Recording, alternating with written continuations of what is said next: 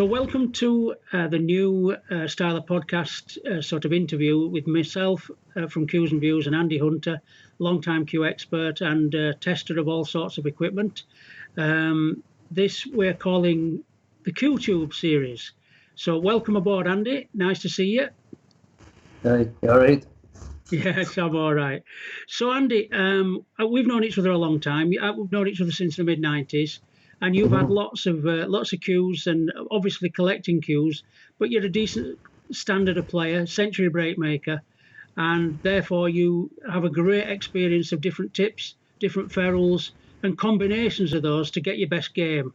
So, what thoughts would you like to share with our audience about tips and ferrules today? Yeah, I mean, I get sent tips from people to test to see what the play like, and I mean that. There's a multitude of good tips in the market now. I mean, it's like you've talked about before, where like the innovation in tips is one of the biggest things, I think, because it's gone from, I mean, in the 80s it was Blue Diamond Outmost, and there was other tips around, but they were the main two, Correct. I mean, now you've got some really like some fantastic tips out there now, I mean, you've got like Martin Daly. I'll just show them Martin Daly, a legend, tips. I mean, Martin, phenomenal tips. I mean, thing is with Martin, he's not just a tip maker. He makes cues. He knows a lot about the game. He knows a lot about them. I mean, he makes loads of little things. I mean, there's even one of these for rubbing around the tip to smooth the edge. Great guy. I had an interesting interaction with Martin. I mean, his enthusiasm is just never ending, and he contacted me wanting to design a cue for Dennis Taylor to use, and I helped him with sent him some photographs from some old Adam designs, and he designed Dennis's cue that Dennis uses in the Legends Seniors Tour. He designed it along the lines of the old Adam cues. So how could you get more personalised than that? Yeah, I mean, great guy, knows what he's doing. Then you've got other cue tip makers, I say, like Andrew Ramsey. Yeah. No, Andrew, to me, I mean, he makes his own tips, but he doesn't just sell his own tips. He sells a wide range of tips. Andrew, to me, is probably the most knowledgeable person I know on tips. But also, he deals in cues. He sells them, so he's been in it a long time. So he actually knows what he's talking about. He knows what a tip should be like. He knows what a cue should be like, Yeah. So you've got that type of thing. And then these two tips were from Gary Ford, Dean Jones. Oh, yeah. Right? Very good tips. He makes different ones. But the same, they've been doing it a long time. They also do the cue. So they get a chance to test what they're making, That's so true. Some good tips. I mean, they're just three different ones. I mean, you've got like the tips I've tried, like is the pro granite tips. All right. Decent tip. They're not a bad tip. Then you've got like the grand tips. Yeah. I've not now, Andy. I bought a grand cue. I mean, some of their cues are considered by many to be budget cues, but if you persevere and you look for a really good one, I bought one. It's very attractive splicing, strong cue. You want to try them before you buy them, really. I think the problem is modern day is you can. I mean, I've been to Stewie Greens. Stewie Greens is probably, to me, one of the best places you can go to look for a cue. And he's got right from the budget range right the way to the top quality ones, right? Yeah. And I've picked cues out there that's been under £100, and I could knock 100 break in with them if I was playing. It's like you said, it's persevere. Have a look through the cues, and you'll get a good cue. It doesn't have to be the top quality cue to get a fantastic cue, but it's nice. It's some cue makers that are good cue makers. And some average. I mean, there's not a lot of cue makers that test the cues to the extent that I do when I make one. Yeah. But there's some phenomenal cue makers. It's if you've got a budget, you'll get a good cue in that budget. Don't be worried about not buying a £1,000 queue because it's such one of the top makers. Go to the shop, go to places like Stewie Greens, go to places like Craft Queues, go to places like Thurston's. They'll have something there that you. I went to Thurston's and once, and I picked one of the queues out the rack, and I picked a few of them up, and one of them was just phenomenal. I think it was £120 queue. Yeah. And it was a phenomenal queue. So it's right what you're saying. The big money queues, you can get a nice queue, but it doesn't mean to say you're not going to get a good queue off a cheaper range. You will, if you're trying to save through them, So and it's true. Going back to tips for a minute, Andy, as well. Sometimes the tip that's on a queue that you buy from just a sports shop or whatever, the tip's not going to suit you. So make sure that the tip that you put on it next is a tip that you already know. The type of tip you already know. I recently bought a Woods queue, three-star Woods queue. It just so happens it's got a lovely shaft, great balance, and what have you. But I know it's got an Elkmaster on it. So when I do get a chance to play again, which I'm hoping will be soon, when things ease off a bit, I'm desperate to try it. Even though, to a lot of people's mind, it's no John Paris, and I admit that, but the queue doesn't know what badge is on it. Do you know what I mean? It's good timber, and I'm hoping it's going to be a really nice player to use. Exactly. Try it. It might be great. The only one thing I will say about some modern queues is that sometimes you'll get a queue, and it's if it's really fresh timber, right? Yes. It can take up to 3 years for that queue to settle. Yeah. So you could take the queue one day and play well with it, and you could take it the next day and it could play badly. And that's not you, it's usually the queue. If it hasn't been treated properly, like kill and dried properly, because that's a donut. I mean, I prefer season because I think you cannot beat season timber, but that's I agree. So, anyway, back to tips. Go for it. I'm going to go with one of your favourites, Elkmaster. Been around forever, still good tips. If you go through the box, you'll get a good tip. Now, what happened with me with Elkmaster, Andy, just to throw a piece of history in here, I used to use blue diamonds. With the super crystallate ball, I used to find that blue diamond, which were that bit softer, you could literally manoeuvre the ball all over the table with them, and it was great fun to use them. But I thought they started to become inconsistent. Most people said so. So I went over to Elkmaster because everyone said they're so consistent. The trouble is, immediately I found them to be a bit hard. So I had to adjust. I found myself miscuing and what have you. But when we went over to the Belgium Aramith Tournament Champion Ball, I found that they worked better with them. So I was relieved then that they seemed to work more like the tips I were used to, Yeah. So I mean, I'm going to, before I go to the next one, this is the new Elkmasters, right? Now I've heard of these. They're very good. I mean, I've tried them, and they're very good. They're good tips. Is it Elkmaster Pro? Yes. Yeah. Now they're meant to be even more consistent. That's the selling point of those, I think, isn't it? That they're even more consistent. I found everyone I played with was the same. Yeah, exactly. One thing I was a bit concerned about before I even tried them, people were saying how hard they are. I didn't find them hard. No. I found them a very good tip, and I found them easy. If you get what I mean, easy to use, easy to work, and they didn't lose their shape. No. I mean, the next one is going to Blue Diamond because they've got this is the Blue Diamond Super Plus. Yeah. Right. No, the Blue Diamond Plus. It's called Blue Diamond Plus, not Super Plus, by Buffalo. I like these tips. I would use it. Very good tips. Andy, just hang on. Are they a bit softer, would you say? Are they more like the old Blue Diamonds, or are they like old Elkmasters? You just said what I was going to say, that they're going back to the old style Elkmasters before. Because what you're on about, I remember that all of a sudden the old style Blue Diamonds got said almost Blue Diamonds.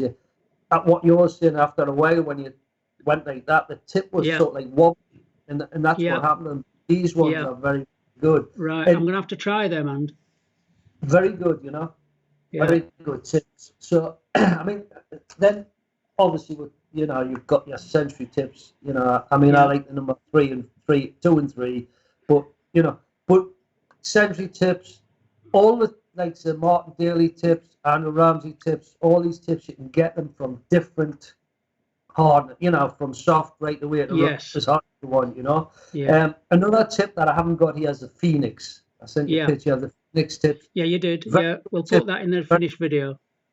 Very, very good tip. I mean, I know people that use it, but the thing is, I test these tips. I don't use all of them, No. but I test them. And all I do is test them to see how they play, how they react with certain shots. And Yeah. you're going to get people saying, oh, you don't know how to test this, you don't know how to test that. I do. I know what I'm doing when I'm testing, And I mean, it's a thing that, I mean, if I'm scoring a shot, I want the tip to play the way I would play the tip I use, if you get what I mean. I want it to work, And like you said, you want to be able to control the weight with it.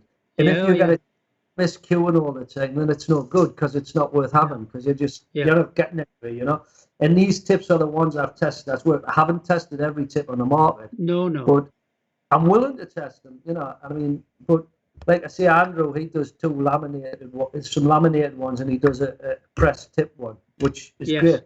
Yeah, I'm going to show you something which I found, and this is something I might make you laugh. I think I told you years ago, I made my own tips. I remember. Tips, yeah. No, they were good, but I couldn't be bothered with the hassle of making them. It was a hassle. And guess what I found? One of my tips that I made. Oh, my word. No, that's laminated leather, and they were very good tips, but I didn't keep it, because it was like, it was hard, more work making one of them than what making a flipping cue was. Yeah. But there's some new lads coming up now. There's some new people, cue makers, who's not just making cues. They're starting again. The tips. I've just been helping somebody who's going to start making his own tips. So I think that's good, and this is what we need. We need people coming in and making things and doing things, and because the tips is only going to get better, because even though these tips is being invented, I mean, one of Martin's is made out of cork, I think, and the other ones is his legend tips and normal weight tips. Somebody might just come up with something that's new. I mean, I know there's rubber tip out there that's made. I mean, I've tried them. They worked, but I didn't get on with them, if you get what I mean. No, I agree. You overscrew with them. They give you a reaction that seems excessive, and it's not what you're expecting. So you tend to overcompensate then and underhit, and it sort of messes with your mind, really. Yeah. But there was still a tip that worked. Or a decent enough tip. Yeah. You get used Felt to them, good, made a good sound. I like the sound they make. I suppose if you started playing with them, you know what I mean? When you started playing, you'd be used to them, But I think maybe you was used to the old style That's right. tips. So it is that type of thing. But I mean, then they've got that's like loads of things. There's another thing I want to put on here, because when you'll know this, when you're playing and you go into certain clubs and it's warm and it's a bit clammy and your cue's sticky. Yes. I've asked to test this. Have you seen this before? No, I saw your photograph that you sent my brother earlier, and I had a read of it, and it does sound interesting. Well, what I done was I tested it on. You see, when people send us things, it's funny, they expect us to ring them back the next day and say, I've tested. I mean, it was probably 6 after I had this that I rung them back, got back in touch with Jim, and I tested on every different shaft. It's no good me just taking on an ash shaft. It's great. I had to test it on the ash, cable, everything, what I found it is, I would always use roll-in seed oil to treat my cue. Really just a little bit. It's not a lot. You don't soak it, you just put a little bit on. Yeah. But what this is great for is if you're in a club and your cue's a little bit sticky, you just put a little bit on with a cloth, leave it, it says 50 minutes, you don't need to leave it. I found you didn't need it, and then wipe it off, and it stops that stickiness. Yeah, and off you go. You know what that's like when you're playing it. It's a pain, Yeah. So I'm mentioning that because it's a really good thing for every player, from amateur to professional, to have something like that. So that when they're playing it, I mean, because I know we've talked to professional sellers, when they're playing abroad, sometimes they get that. Yeah. Yeah. So if you've got something like that in your bag, and you can just wipe a little bit on, put it, then you're fine. You've got a chance. It's your bag, Right. We'll go better than Ferrules. Mr. Sheen, then. Better than Mr. Sheen, Andy. I never liked Mr. Sheen, There's too many to drag the wood out. That's the problem. I would only kid it anyway. I knew you'd react like that. No, you're only kidding. You like winding us up. That's what you like doing. I know that. So, Go on. Have you got more to do with tips, Andy, or do you want to move over to Ferrules? No, I just want to. I'm just going to mention these because barges. This is made by Gary. Yeah. Very, very good. You know, excellent. Yeah. Gary Ford. Gary, make any kind you want. And Martin's Early can make badges and all. Very good badge maker. You know. Yeah. So. And Tony Glover, of course, is around making badges. Tony makes good badges, you know. So I mean, you can get badges. The worrying thing about badges, and you're the same as me, is the replicas. How good the badges are. I wish they would make them so there's a saying that people, because some of them try and make them so good that you cannot tell, but you can. Well, if you remember, do you remember when Andy Travis were making replica Burwatt champions and he put a stud underneath that said Andy Travis as well? I thought that was great integrity there to do that, you know. Yeah, he's a good cue maker and all, Andy. Yeah. I like him. I think he's worked. So. But we'll talk about cues on the next one. So, no problem. Ferrules, okay? Yeah. So, multitude of things with Ferrules. I mean, you know, everybody goes brass. I use brass. Yeah, but same as me. Always use the pigeon ring ones. Yeah. Right. No. Very thin walled. No, that's what I use. Great. I do not like brass with a thicker wall. The problem with the thick walls is a lot of times that it stops reacting on the brass. So you get what's called a dead part on the tip because it's not reacting, right? Yeah. It's sometimes the glue comes away. You'll have it yourself where sometimes you look along the edge to see where the glue's actually come away from the brass. You can see light underneath the tip, So that takes power out of the tip. It takes performance. So that's why the thin wall is always better because you've got more wood. But then the next one is the fibre. You know, the fibre ferrules. I mean, they are superb. You know, fibre ferrules, absolutely phenomenal. You know, it's like just having a wooden end on the cue. Correct. A lot of people are scared of them because obviously when you're retipping, you've got to be super careful with any blades you get near it and all that kind of thing. So they get worried about them, don't they? Yeah, but you should be super careful anyway when you're putting the tip on. You know? And you should practice. If you've never put one on before, practice on something till you get it perfect. You know, one of the things I always do is when I'm putting I'll just get a cue here to show you the end. This is Ferrules not finished, by the way. This is but when I'm putting a tip on, I'll put a piece of this just there. So when I'm just taking the file round, it doesn't hit the ferrule. Yes, right? Got you. So keep something so it cannot hit the ferrule, and just do it gently. No point in rushing it, or just take your time. It's another thing, Andy, when people are chalking and they get chalk below the ferrule and wear away their own cue. Yeah, what the heck's that about? Well, you should just go across the. I mean, exactly. Screw it in, you know, like screw it in. I know it's madness, isn't it? Yeah. Next one, right? Go on. No, I was just going to say that you get a lot of on old Peridot cues. You get the fibre ferrules, and in the 80s, late 70s, early 80s, you got loads on the Adam cues. Yeah. Fibre ferrules are great. I mean, and on Dufferin cues as well. The black ones on the Dufferin, they were often longer. They were quite long on the Dufferins. It's a bit like the two-piece cues. The wooden jointed cue is far superior to the metal joint. Far superior. No, but people get obsessed with over tightening them, and then they break them, and then they criticise the joint. It's got nothing to do with the joint. They got over carried away, Mr. Muscle. Yeah. What's them? We don't know. Never mind. I've not been well, me. I don't know what you're trying to say. Go on, then, Andy.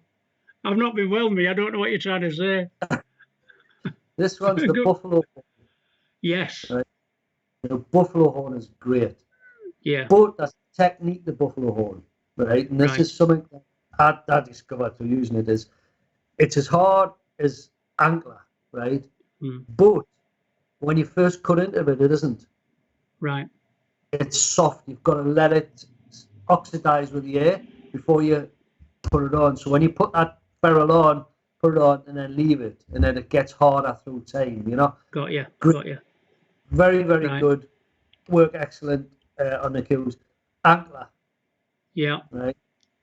Same. Now, is that the same stuff like antelope horn that you see on Mannocks? I didn't quite see it there.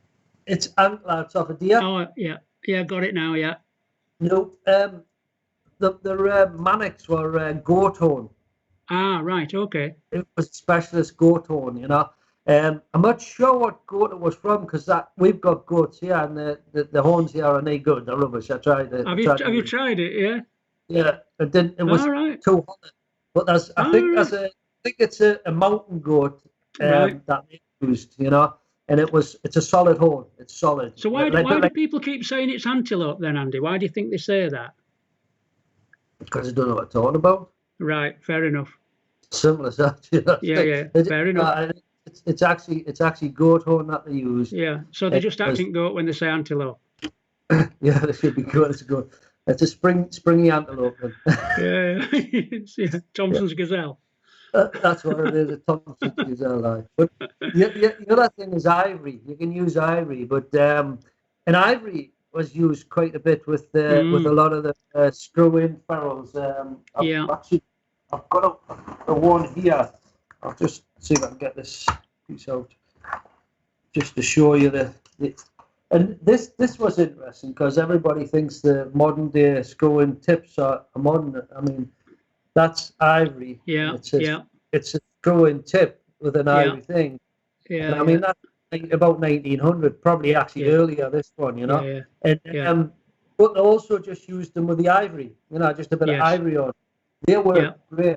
You know, but I mean, ivory, you know, you can't use it now because it's, you know, because it's a banned substance. But if you can prove that it's before 1947, you get half a chance. But it's just too risky, isn't it? And we don't support the killing of elephants, just in case anybody gets carried away with that idea. No. I mean, thing is with deer and buffalo and that, I mean, the deer, the antler shed, so it's shedded. That shed every year. They go home and they shed them. I mean, where I live, I get plenty of them because they just drop, and that's I like using that. You know, so I mean, killing an animal just to use the material. No, it's obscene. So, it's silly. It's not. It's not right. Yeah. No. But I mean, that's about it, really. That's good. So, what about titanium, Andy? Do you want to say anything about titanium? All right. Yeah. Thank you for that. I forgot. I'm that's all right. Right. That's the titanium. No. Yeah. This is the one that's made by. Is this Century? Yeah. Century, right? Yeah. No, the problem I have with I mean that's from Green Beers because Stewie asked to test that because I tested the first ones I made and they weren't very good, to be honest. And then Drew went away. Hats off to me. Went away and he designed a new one, and I tested. It works. I mean, it's no point in me saying any other. I tested it. It works. It does what they said. It's a good ferrule. You know. The thing with the titanium ferrules is you haven't got to worry about filing anything away. You know, super hard. Super hard. Yeah. The only thing I think about them is it'd be nice if the ferrules could be made to specific sizes. If you take your Q in and it's like it's a 9.9, but they've only got a 9.4, 9.5 or something. You know what I mean? It'd be good for whatever size you wanted. You could get that ferrule to that size. You know. Yeah. But tightening so hard. I mean, I know Drew because Drew will be working on something like that because that's what he's like. You know. Him and Martin are like that. They work on a lot of things, you know. Yeah. If Martin's working on something that I've talked to him, and he's busy working on it at the minute, but it's big. Hopefully it'll be big, but we'll see. Yeah. Brilliant. Well, again, Andy, I think that's a quick run through all the tips that you've tried and what have you. And as you say, mainly I've been an elk master man for a long time. I tried a Monstar tip. I was going to tell you about that, and that felt that extra rubbery bounce. That I mean, a lot of people like it. If they can't screw back themselves, it does help them, so they do like it. I found it a bit a bit something that were excessive for me, because screwing the ball back's something I'm quite good at. So I didn't need that extra help. But again, I did like the sound. I liked the quality of it, and I liked the feel of the stroke. So they were an interesting experiment. What was it called? They were Monstar. Monster. Like people call them Monster, but they were Monstar tips. Be interested. Have you ever tried the Hercules ones? No, I haven't. I've heard of them. They're very good. I like them for laminated tips. They're very good. Hercules, you know. I did try. There's a. Oh man, it begin with S. I can't remember what it's called now. Doesn't matter. While you're thinking, I have a friend who tried Kamui, and I think he likes the Kamui Brown medium, and he swears by it. But I found myself miscuing. But again, it depends what chalk you use with them. So they do tend to vary in terms of. I've tried one, and it was a black one, and I thought it was a very, very good tip. I just think tips are a lot of money. Yeah, that comes into it if you play a lot. And we're not all millionaires, are we?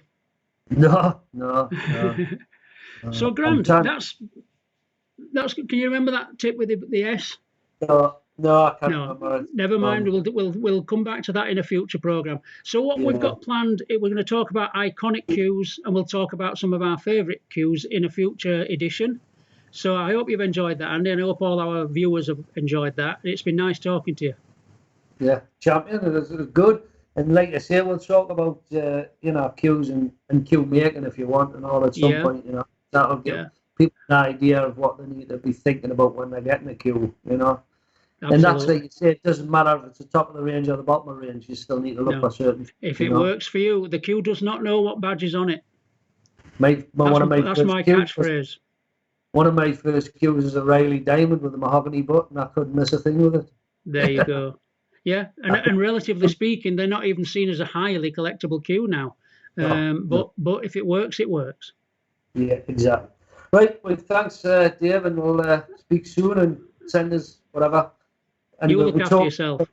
I same to you. Flip my neck. All right. That's half an hour long. Dear me. Yeah, we did well. That went quick. Right then. Oh yeah. It's like one of our legendary famous phone calls that seems to go on for eternity. You look after yourself, Andy. Okay. See you later. All the best. Yeah. Bye-bye. Bye-bye. Bye.